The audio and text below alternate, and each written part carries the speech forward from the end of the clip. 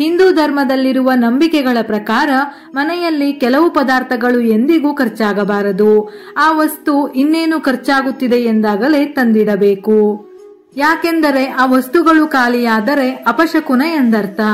ಮನೆಯಲ್ಲಿ ಕೆಲವೊಂದು ವಸ್ತುಗಳನ್ನು ಖಾಲಿ ಇಡುವುದರಿಂದ ಹಣದ ಸಮಸ್ಯೆ, ದುರಾದೃಷ್ಟ, ನಕಾರಾತ್ಮಕತೆ, ಕೆಡುಕು ಉಂಟಾಗುತ್ತದೆ ಎಂದು ನಮ್ಮ ಮನೆಯಲ್ಲಿ ಆಗಾಗ ಹಿರಿಯರು ಹೇಳುತ್ತಿರುತ್ತಾರೆ. ಆದರೆ ಚಿಕ್ಕವರಾದ ನಮಗೆ ಅದರ ಬಗ್ಗೆ ಸ್ವಲ್ಪವೂ ತಿಳಿಯದೆ ನಾವು ಅದೇ ತಪ್ಪನ್ನೇ ಮಾಡುತ್ತಿರುತ್ತೇವೆ. ತಿಳಿದು ತಿಳಿಯದೆ ಮಾಡುವ ಈ ಸಣ್ಣ ಪುಟ್ಟ ತಪ್ಪುಗಳಿಂದಲೇ ಮನೆಯಲ್ಲಿ ಸಮಸ್ಯೆಗಳು ಪ್ರಾರಂಭವಾಗುತ್ತದೆ. ಪ್ರತಿಯೊಬ್ಬರು ಕಷ್ಟಪಟ್ಟು ದುಡಿದು ಜೀವನ ಸಾಗಿಸುವುದು ನಮ್ಮ ಕುಟುಂಬದ ಸದಸ್ಯರು ಸುಖ ಸಂತೋಷದಿಂದ ಬಾಳ್ವೆ ಮಾಡಬೇಕೆಂದು. ನಾವು ಮಾಡುವ ಕೆಲಸದಲ್ಲೇ ಸ್ವಲ್ಪ ಬದಲಾವಣೆ ಮಾಡಿಕೊಂಡರೆ ಜೀವನದಲ್ಲಿ ಕೆಲವೊಂದು ಕಷ್ಟಗಳು ಪರಿಹಾರವಾಗುತ್ತದೆ. ಅಡುಗೆ ಮನೆಯಲ್ಲಿರುವ ಕೆಲವೊಂದು ವಸ್ತುಗಳು ಸಂಪತ್ತನ್ನು, ಕೆಲವೊಂದು ಗ್ರಹಗಳನ್ನು ಪ್ರತಿನಿಧಿಸುತ್ತದೆ. ಆ ವಸ್ತುಗಳು ಎಂದಿಗೂ ಖಾಲಿಯಾಗಬಾರದು. ಖಾಲಿಯಾಗುವ ಮೊದಲೇ ಆ ವಸ್ತುಗಳನ್ನು ತಂದಿರಿಸಬೇಕು.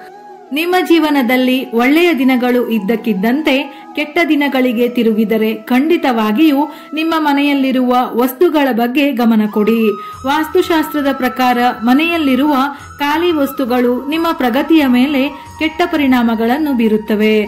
ಮನೆಯ ಐಶ್ವರ್ಯ ದೂರವಾಗುತ್ತದೆ, ಬಡತನ ಜಾಸ್ತಿ ಆಗುತ್ತದೆ. ಅನ್ನಪೂರ್ಣ ದೇವಿಯು ಅಡುಗೆ ಮನೆಯಲ್ಲಿ ಇರಿಸಲಾಗಿರುವ ಅಕ್ಕಿ ಧಾನ್ಯಗಳ ಮೇಲೆ ತನ್ನ ಆಶೀರ್ವಾದವನ್ನು ನೀಡಿರುತ್ತಾಳಂತೆ. ಅಕ್ಕಿಯನ್ನು ಅಡುಗೆ ಮನೆಯಲ್ಲಿ ಬಳಕೆಗಷ್ಟೇ ಇಟ್ಟು ಖಾಲಿ ಆದ ನಂತರ ಹೊಸ ಅಕ್ಕಿ ತುಂಬುತ್ತಾರೆ. ಅಪ್ಪಿತಪ್ಪಿಯೂ ಇದನ್ನು ಮಾಡಬೇಡಿ. ಅಕ್ಕಿ ಡಬ್ಬಿ ಖಾಲಿಯಾದರೆ ಆ ಮನೆಯಲ್ಲಿ ಆರ್ಥಿಕ ಸಂಕಷ್ಟ ಎದುರಾಗಬಹುದು.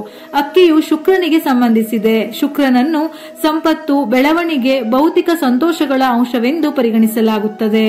ಮನೆಯಲ್ಲಿ ಅಕ್ಕಿಯ ಅಂತ್ಯವು ಶುಕ್ರನ ದೋಷವನ್ನು ತೋರಿಸುತ್ತದೆ. ಇದರಿಂದ ಪತಿ ಪತ್ನಿಯರ ಸಂಬಂಧವು ಕಹಿಯಾಗುತ್ತದೆ.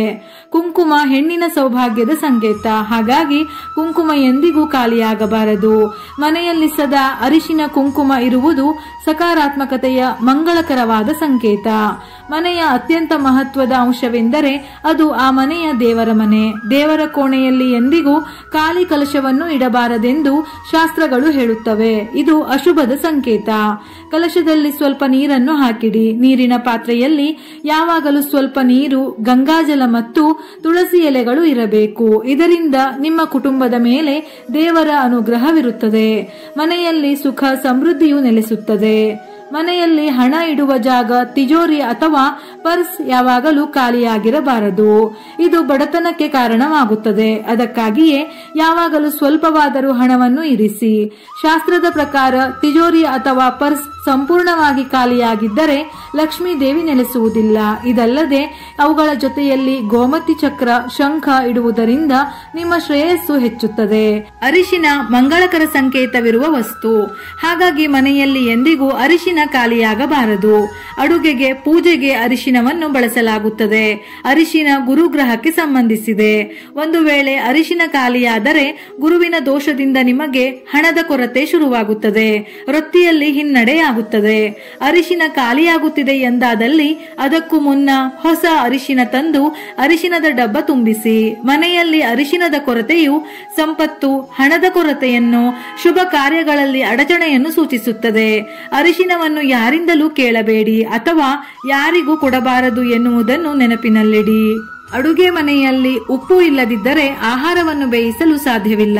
ಕೆಲವರು ಉಪ್ಪು ಸಂಪೂರ್ಣವಾಗಿ ಖಾಲಿಯಾದ ನಂತರ ಹೊಸ ಉಪ್ಪನ್ನು ತುಂಬುತ್ತಾರೆ. ಜ್ಯೋತಿಷ್ಯದಲ್ಲಿ ಉಪ್ಪು ರಾಹುವಿಗೆ ಸಂಬಂಧಿಸಿದೆ. ಅಡುಗೆ ಮನೆಯಲ್ಲಿ ಉಪ್ಪು ಖಾಲಿಯಾದರೆ ರಾಹುವಿನ ದುಷ್ಪರಿಣಾಮದಿಂದ ಆರ್ಥಿಕ ಬಿಕ್ಕಟ್ಟು ಪ್ರಾರಂಭವಾಗುತ್ತದೆ. ಇದರ ಜೊತೆಯಲ್ಲಿ ಇನ್ನೊಬ್ಬರ ಮನೆಯಿಂದ ಉಪ್ಪು ಕೇಳಬಾರದು. ಹೀಗೆ ಮಾಡುವುದರಿಂದ ನಿಮ್ಮ ಸ್ವಂತ ಮನೆಯ ಅಡುಗೆ ಮನೆ ಯಾವಾಗಲೂ ಖಾಲಿಯಾಗಿರುತ್ತದೆ. ಅಂದರೆ ಹಣಕಾಸಿನ ಸಮಸ್ಯೆ ನಿಮ್ಮನ್ನು ಸದಾ ಕಾಡುತ್ತದೆ. ಒಂದು ವೇಳೆ ಸಾಸಿವೆ ಎಣ್ಣೆಯನ್ನು ಬಳಸುತ್ತಿದ್ದರೆ ಖಾಲಿ ಆಗದಂತೆ ಎಚ್ಚರ ವಹಿಸಿ.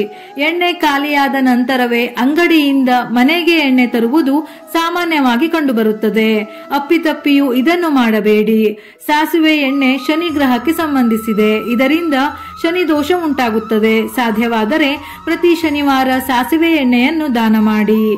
ಕೆಲವು ಮನೆಗಳಲ್ಲಿ ಅಡುಗೆ ಮನೆಯಲ್ಲಿನ ಹಿಟ್ಟಿನ ಡಬ್ಬವು ಸಂಪೂರ್ಣವಾಗಿ ಖಾಲಿಯಾದಾಗ ಅದರಲ್ಲಿ ಹೊಸ ಹಿಟ್ಟು ತುಂಬುತ್ತಾರೆ. ನೀವು ಹೀಗೆ ಮಾಡುತ್ತಿದ್ದಲ್ಲಿ ತಕ್ಷಣ ನಿಲ್ಲಿಸಿ. ಇದರಿಂದ ನೀವು ಹಣವನ್ನು ಕಳೆದುಕೊಳ್ಳುವ ಸಂಭವ. ಸಮಾಜದಲ್ಲಿ ನಿಮ್ಮ ಗೌರವವು ಕಡಿಮೆಯಾಗುತ್ತದೆ ಎನ್ನುವ ನಂಬಿಕೆ. ವಾಸ್ತುಶಾಸ್ತ್ರದ ಪ್ರಕಾರ ಬಾತ್ರೂಮ್ನಲ್ಲಿ ಖಾಲಿ ಬಕೆಟ್ ಇಡಬಾರದು. ಖಾಲಿ ಬಕೆಟ್ ನಕಾರಾತ್ಮಕ ಶಕ್ತಿಯನ್ನು ತರುತ್ತದೆ. ಇದು ಅನೇಕ ಸಮಸ್ಯೆಗಳಿಗೆ ಕಾರಣವಾಗುತ್ತದೆ.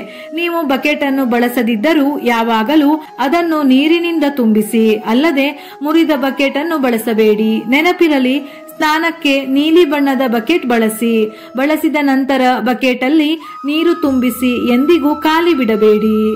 ಉಪಯುಕ್ತ ಮಾಹಿತಿಯೊಂದಿಗೆ ಮತ್ತೆ ಭೇಟಿಯಾಗೋಣ.